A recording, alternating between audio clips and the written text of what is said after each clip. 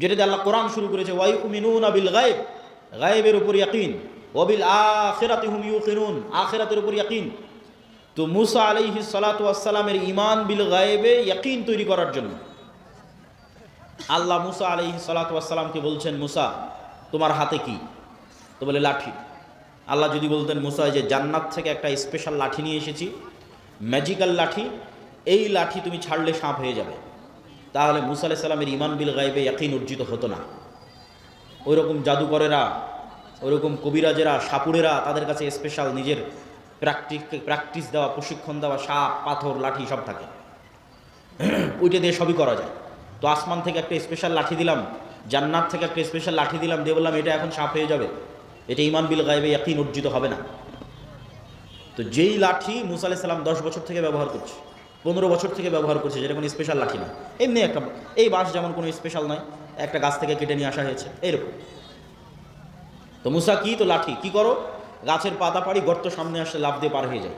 তো মুসা, যে লাঠি তুমি আজ 5-10 বছর 20 বছর থেকে ব্যবহার করছো, ওই লাঠিটা ছাড়ো, ওই লাঠিটা এখন সাপ হয়ে যাবে, ওই লাঠিটা সাপ হয়ে যাবে।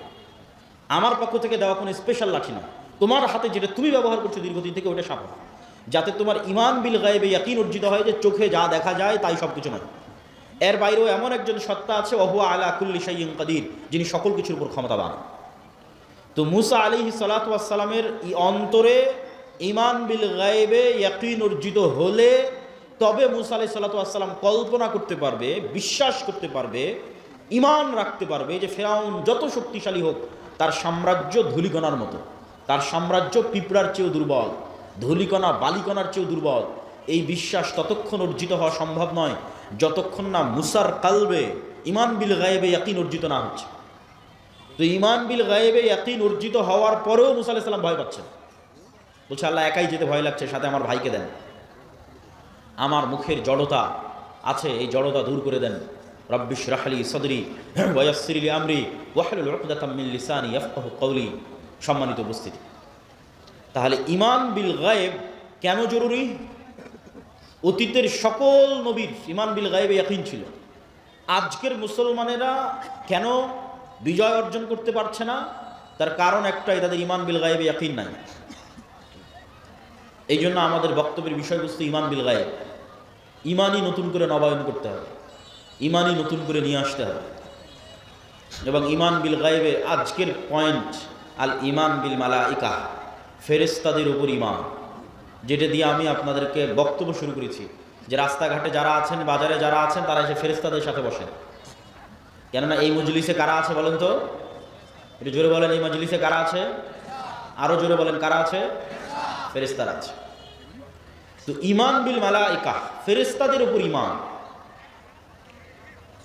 এই ঈমানে ইয়াকিন দরকার। আজকের বক্তব্যে আমাদের চেষ্টা থাকবে যে আজকের বক্তব্য শুনে শেষে বের হতে হতে যেন আপনার ফেরেশতাদের উপর আপনার ঈমান যেন ইয়াকিনের পর্যায়ে পৌঁছে যায়। এখন তো কোন অবস্থায় আছে? এখন শুধু মুখে বলা অবস্থায় আছে, যে বিশ্বাস করেছি আল্লাহ আছে, বিশ্বাস করি ফেরেশতা আছে, এই বলা পর্যন্তই শেষ। বাস্তবেই ফেরেশতা আছে এই লেভেলের ইয়াকিন নাই। তো আজকের বক্তব্যে আমাদের বিষয়বস্তু, আমরা ফেরেশতাদের উপর বিশ্বাসকে ইয়াকিনের লেভেলে নিয়ে যাব। ফেরেশতারা তৈরি নূরের,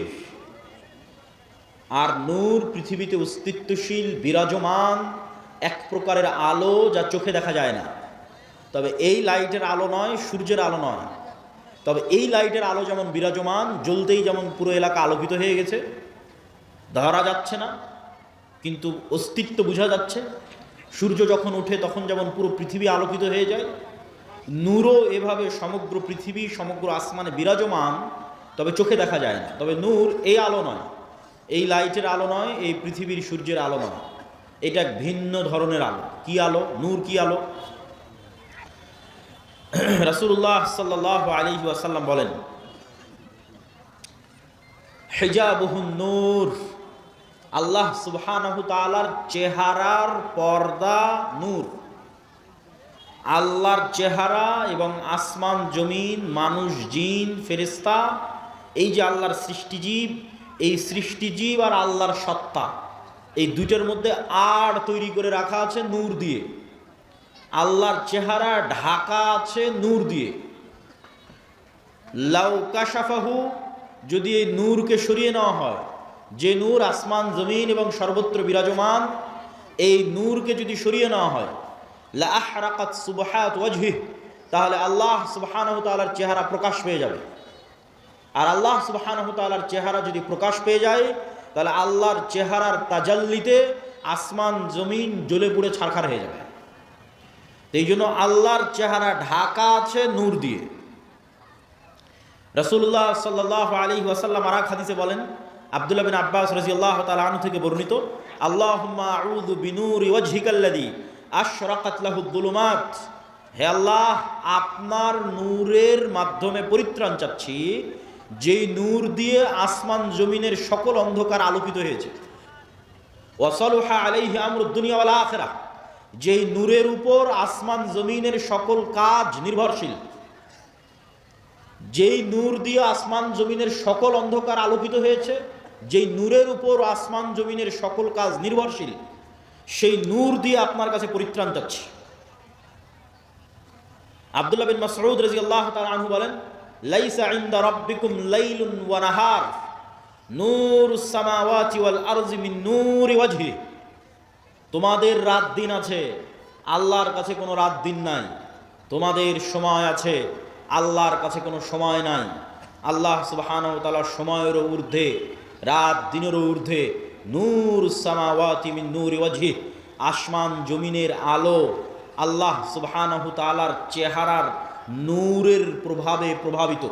আল্লাহ সুবহানাহু ওয়া তাআলা নিজেও কোরআন মাজিদে বলেছেন, আল্লাহু নূরুস সামাওয়াতি ওয়াল আরজ, আল্লাহ হচ্ছেন আসমান এবং জমিনের নূর। সম্মানিত উপস্থিতি, তাহলে নূর পৃথিবীতে অস্তিত্বশীল বিরাজমান এক প্রকারের আলো।